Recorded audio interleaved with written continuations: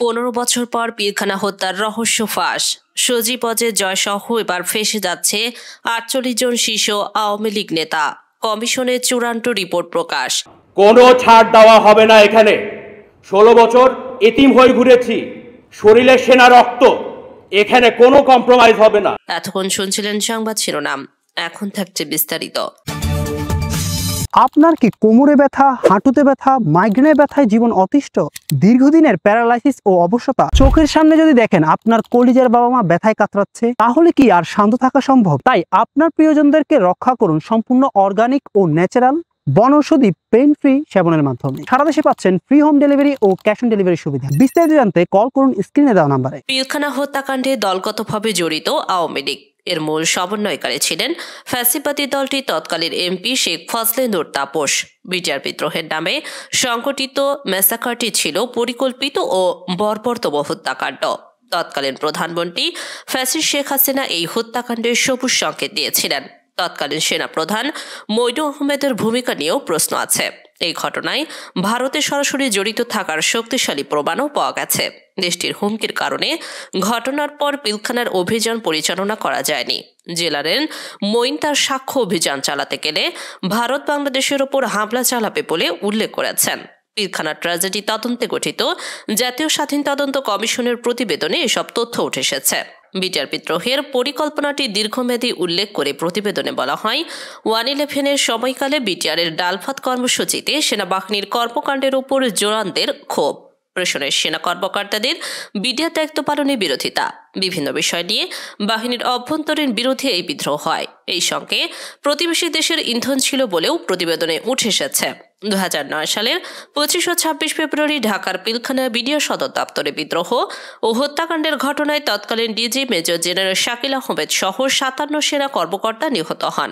এই ঘটনায় 2টি মামলায় বিডিআর সদস্যদের সাজা হলেও নৈপথ্যের নায়করা ধরাছোঁয়ার বাইরে ছিলেন। এসব রহস্য উদ্ঘাটন ও দোষীদের চিহ্নিত করতেই তদন্ত কমিশন গঠন করা হয়। প্রতিবেদন গ্রহণকালে প্রধান উপদেষ্টা বলেন, বিডিআর হত্যাকাণ্ডের ঘটনায় জাতি দীর্ঘদিন ধরে অন্ধকারে ছিল। আপনারা সত্য উদ্ঘাটনে যে ভূমিকা রেখেছেন জাতি তা স্মরণ রাখবে। এই প্রতিবেদনে শিক্ষণীয় বিষয় এসেছে, এটি জাতির জন্য মূল্যবান সম্পদ হয়ে থাকবে। প্রধান উপদেষ্টা জাতির পক্ষ থেকে কমিশনকে ধন্যবাদ জানিয়ে বলেন, ইতিহাসের এই ভয়াবহতম ঘটনা নিয়ে জাতির অনেক প্রশ্ন ছিল। এই কাজের মধ্যে দিয়ে সেই সব প্রশ্নের অবসান ঘটবে। কমিশন প্রধান ফজলুর রহমান বলেন, তদন্ত কাজ সুষ্ঠু, নিরপেক্ষ, ত্রুটিমুক্ত করার স্বার্থে সর্বোচ্চ পেশাদারত্ব বজায় রাখা হয়েছে। আমরা যখন কাজ শুরু করি তখন 16 বছর আগের এই ঘটনায় বহু আলামত ধ্বংস হয়ে গেছে। এই ঘটনার সঙ্গে সম্পৃক্ত অনেকে বিদেশে চলে গেছেন। তদন্ত প্রক্রিয়াটির বিষয়টি উল্লেখ করে ফজলুর রহমান বলেন, আমরা 2টি প্রক্রিয়ার মধ্যে দিয়ে গেছি। সাক্ষীদের ডাকলাম, আমরা কারোর কাছে 8 ঘন্টা পর্যন্ত বক্তব্য শুনেছি, যতক্ষণ তিনি বলতে চেয়েছেন। যারা তদন্তে জড়িত ছিলেন তাদের সঙ্গেও কথা বলেছি, তাদের তদন্ত রিপোর্ট কালেক্ট করেছি, অন্যান্য এলিমেন্টও কালেক্ট করেছি। কমিশন প্রধান বলেন, এই তদন্তের মাধ্যমে বিডিআর হত্যাকাণ্ড নিয়ে জনমনে থাকা সব প্রশ্নের উত্তর খোঁজা হয়েছে। উদ্ঘাটনের চেষ্টা করা হয়েছে কার ভূমিকা ছিল, কেন সেনাবাহিনী দাঁড়িয়ে থাকলো, অ্যাকশন দিল না। তিনি বলেন, তদন্তে বিডিআর হত্যাকাণ্ডের বহিঃশক্তির সরাসরি সম্পৃক্ততা ও তৎকালীন ক্ষমতাসীন দল আওয়ামী লীগের সরাসরি জড়িত থাকার শক্তিশালী প্রমাণ মিলেছে। এই সময় কমিশনের ফাইন্ডিংস সম্পর্কে কমিশনের সদস্য জাহাঙ্গীর কবির তালুকদার বলেন, তারা এই ঘটনার কিছু বাহ্যিক ও প্রকৃত ঘটনা বের করেছেন। তিনি বলেন, হত্যাকাণ্ডে জড়িতদের রক্ষা করতে আওয়ামী লীগ সরাসরি ভূমিকা রেখেছে। তারা 20 থেকে 25 জনের একটি মিছিল নিয়ে পিলখানায় ঢুকেছে এবং বের হওয়ার সময় সেই মিছিলে 2 শতাধিক মানুষ ছিল। পুরো বিষয়টি সংঘটিত করার ক্ষেত্রে তৎকালীন প্রধানমন্ত্রী শেখ হাসিনার গ্রিন সিগন্যাল ছিল। তিনি ঘটনার দায় নিরূপণের ক্ষেত্রে বলেন, দায় তৎকালীন সরকার প্রধান থেকে শুরু করে সেনা প্রধানেরও ছিল। এই ঘটনাকে রাজনৈতিকভাবে সমাধানের সিদ্ধান্ত নেওয়া হয়েছে। পুলিশ ও র্যাবের গোয়েন্দা সংস্থাগুলো রয়েছে চরম ব্যর্থতা। এই ঘটনার সময় কিছু প্রিন্ট ও ইলেকট্রনিক মিডিয়া এবং কয়েকজন সাংবাদিকের ভূমিকাও ছিল অপেশাদার। জাহাঙ্গীর কবির বলেন, এই হত্যাকাণ্ডের সময় যমুনায় যেসব বিডিআর সদস্যের সঙ্গে শেখ হাসিনার বৈঠক করেছেন তাদের সঠিক নাম, পরিচয় ও তথ্য সংরক্ষণ করা হয়নি। কমিশন তাদের প্রতিবেদনে বেশ কিছু সুপারিশ করে যাতে করে ভবিষ্যতে বাহিনীগুলোতে এই ধরনের ঘটনা এড়ানো যায় এবং এই ঘটনায় ভিকটিমরা ন্যায় বিচার পায়। প্রতিবেদনে উঠে এসেছে, শেখ হাসিনার নিরাপত্তা উপদেষ্টা মেজর জেনারেল অবসরপ্রাপ্ত তারিক সিদ্দিকের নেতৃত্বে প্যারালাল সেনা কর্মকর্তাদের তৈরি করেছিলেন সাবেক ফ্যাসিবাদী প্রধানমন্ত্রী শেখ হাসিনা। তার নির্দেশে তারেক সিদ্দিক ও তার সহযোগীরা এই হত্যাকাণ্ডকে ভিন্ন খাতে নেয়ার জন্য সব ধরনের তৎপরতা চালায়। এই প্রতিবেদনে বলা হয়, ঘটনার সময় বেশ কয়েকজন ভারতীয় নাগরিক বাংলাদেশে প্রবেশ করে, কিন্তু তাদের বের হয়ে যাওয়ার কোনো রেকর্ড পাওয়া যায়নি। দুবাই একটি বিশেষ ফ্লাইট পরিচালনা করে এদের পার করে দেওয়া হয় বলে জানা যায়। তবে তারেক সিদ্দিকের এই প্যারালাল কমান্ডের চাপে ওই সময় দুটি কমিটি গঠিত হলেও সিভিল এভিয়েশনের কেউ এই নিয়ে মুখ খোলেনি বা কপ রেকর্ডের ওই ফ্লাইটের অপারেশনকে বাধা দিতে পারেনি। একইভাবে আরও কিছু ভারতীয় নাগরিকের চলে যাওয়ার রেকর্ড আছে। 2009 সালের 25 ফেব্রুয়ারি পিলখানায় যখন বিডিআর হত্যা চলছিল, তখন বর্তমান সেনাপ্রধান ওয়াকার 17 ইস্ট বেঙ্গলের টোআইসি হিসেবে পিলখানায় যথাসময়ে পৌঁছেছিলেন, কিন্তু প্রতিরক্ষা উপদেষ্টা জেনারেল তারেক সিদ্দিকের ফোন পাওয়ার পর আর পিলখানার ভেতরে ঢোকার চেষ্টা করেনি। এই ঘটনার কথা তখন থেকে বাংলাদেশের সশস্ত্র বাহিনীর সকল তরুণ অফিসার এবং বীর জওয়ানেরা জানেন, কেন তখন বিডিআর অবরুদ্ধ সেনা অফিসারদেরকে ওয়াকার রক্ষা করেনি। বিডিআর এমএস ব্রাঞ্চে ছিলেন এবং আপনি এটার সাথে জড়িত, এই জন্যই যে সমস্ত জায়গায় জড়িত ওই সমস্ত ব্যাপার নিয়ে তো আপনি কথা বলেন না। আর আপনি পাশে ছিলেন অস্ত্রসহ। জেনারেল হাকিমকে বলেছেন যে আপা না করেছে, সাক্ষী আছে মেজর মুনির এখন বাংলাদেশে আছে ডিজিএফআই তে, উনি ওখানে দেখছে যে আপনি বলছেন আপা না করছে ওখানে অ্যাটাক।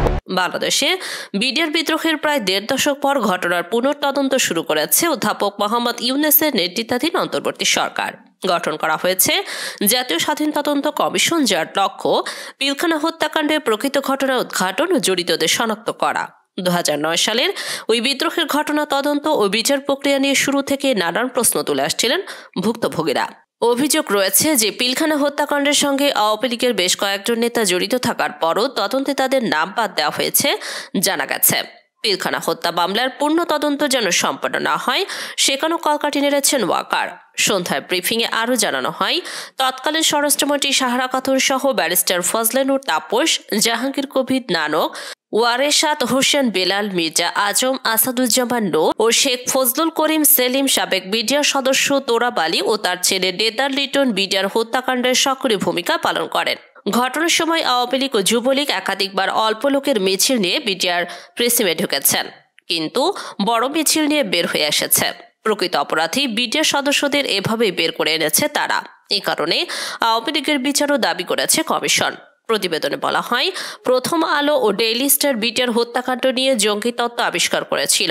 সাংবাদিক মন্ডি সাহা, জয়ী মামুন ও মঞ্জুরুল আহমেদ বুলবুলের ভূমিকা নিয়েও প্রশ্ন তোলা হয়েছে প্রতিবেদনে।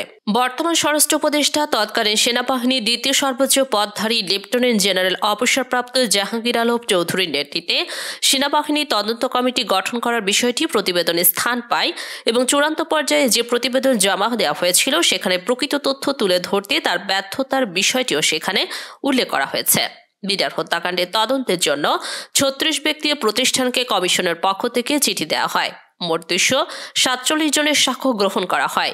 এর মধ্যে 14 জন শহীদ পরিবারের সদস্য, রাজনৈতিক ব্যক্তি 10 জন, অন্তর্বর্তী সরকারের 2 জন উপদেষ্টা, অসামরিক কর্মকর্তা 4 জন, পুলিশ কর্মকর্তা 22 জন, বেসামরিক ব্যক্তি 9 জন, সাবেক ও বর্তমান বিজেপি সদস্য 22 জন, হত্যাকাণ্ডে কারাগারে আটক 26 জন ও জাতিসংঘের আবাসিক সমন্বয়কারী। এছাড়াও 130 সামরিক কর্মকর্তার সাক্ষ্য নেওয়া হয়। তার মধ্যে বর্তমান সেনা প্রধান জেনারেল ওয়াকারুজ্জামানও রয়েছেন। বর্তমান সেনা প্রধান তখন 46 ব্রিগেড কর্মরত ছিলেন। ঘটনা তদন্তে ভিডিও রেকর্ডিং 600 ঘন্টা, বিভিন্ন ধরনের ছবি 800টি, খবরের কাগজে প্রকাশিত সংবাদ 215টি, চিঠি আদান প্রদান 905টি। সেনাবাহিনী পরিচালিত তদন্ত আদালতের প্রতিবেদন, তৎকালীন জাতীয় তদন্ত কমিটির প্রতিবেদন, তৎকালীন বিডিআরের তদন্ত কমিটির প্রতিবেদন সাক্ষ্য হিসেবে গ্রহণ করা হয়েছে। সাক্ষ্যতে সেনাবাহিনীর কর্মকর্তাদের কাছে তদন্ত কমিশন জানতে চায় তৎকালীন সেনাপ্রধান কেন সেনা অভিযান চালাননি। জবাবে তারা বলেন, সেনাপ্রধান মইনুল আহমেদ তাদের বলেছিলেন পিলখানা সেনাবাহিনী মুভ করলে পার্শ্ববর্তী দেশ ভারত বাংলাদেশের উপর আটক করবে। জানা গেছে বর্তমানে তদন্ত কমিশনের রিপোর্ট প্রকাশ না করার একটি চাপ ছিল, তবে প্রতিবেদনে প্রকাশে কমিশন তার অবস্থানে অনড় ছিল। রিপোর্ট প্রকাশ না করা হলে কয়েকজন সদস্য নোট অব ডিসেন্ট দেবেন বলেও জানিয়েছিলেন। প্রধান উপদেষ্টার কাছে প্রতিবেদন জমা দেওয়ার সময় কমিশনের সদস্য মেজর জেনারেল জাহাঙ্গীর কবির তালুকদার অবসরপ্রাপ্ত। ব্রিগেডিয়ার জেনারেল সাইদুর রহমান বীর প্রতীক অবসরপ্রাপ্ত, যুগ্ম সচিব মুন্সি আলাউদ্দিন আল আজাদ অবসরপ্রাপ্ত, ডিআইজি অবসরপ্রাপ্ত ডক্টর এম আকবর আলী, ঢাকা বিশ্ববিদ্যালয়ের রাষ্ট্রবিজ্ঞান বিভাগের সহযোগী অধ্যাপক শফিকুল ইসলাম, জগন্নাথ বিশ্ববিদ্যালয় শিক্ষা ও গবেষণা ইনস্টিটিউটের সহকারী অধ্যাপক শাহনাজ খান চন্দন উপস্থিত ছিলেন।